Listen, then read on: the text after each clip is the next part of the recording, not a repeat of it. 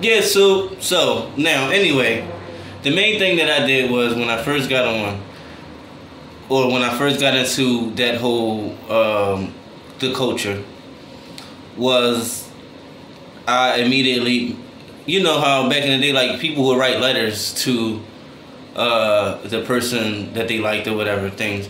So I would just go on Facebook and go on Instagram and go to people's and I would DM them, either me voice message or I would just message like, hey, what's going on? I'm new in the game. What's going on? What can I know?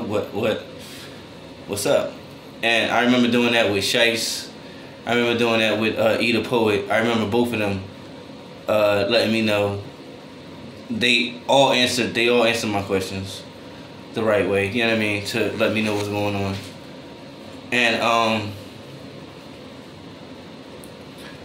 then I just went into it. And as I went into it, I remember that there was it was like 4 different scenes. Okay, you had the Breed Love scene where you can have people come there and read a book that they wrote, whether it be a poetry book or not. You can they can just do whatever that they need to do, if you know. Then you had your Just Words where you had instruments behind you, you know, a live band for the most part behind you, and you can use them if you need to, if you need to sing and do whatever. So you can still sing, you can still rap and do whatever, but it was just on a different type level. Whereas though on Breed Love, for the majority of the time, the music was coming from a stereo. It was all, you know, beats and stuff, for the most part. But then you also had the people that just was into the poetry is the new thing. That's what it is. Let's get into it. You had those places where a lot of the poets could show off. Like the poets that was at those other places, they would get there and show off.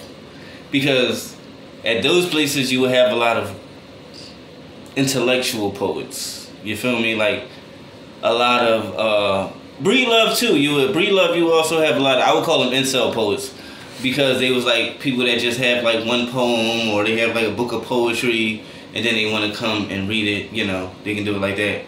But then you had people that was like actually a real slam poet, or really a speaking poet, or really had poetry or words that they really wanted to get off. And it was at one point they didn't clash. They never clashed. It was the people that just wanted to say something, was just saying what they needed to say.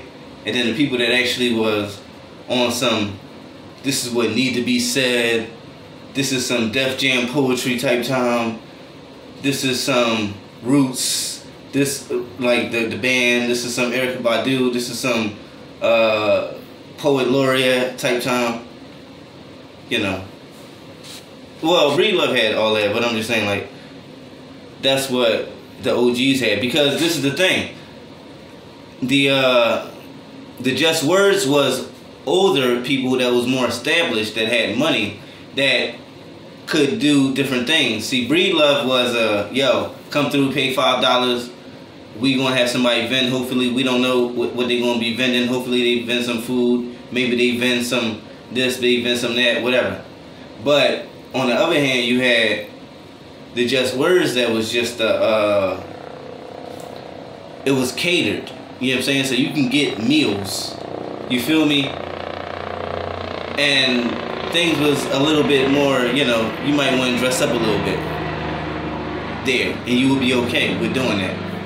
And it was a banquet hall type time. You know what I mean? Even when they was at Breed Love, it was still banquet hall type time. That's why Breed Love was too small, or the Poe Art Gallery was too small for that, for what they had going on.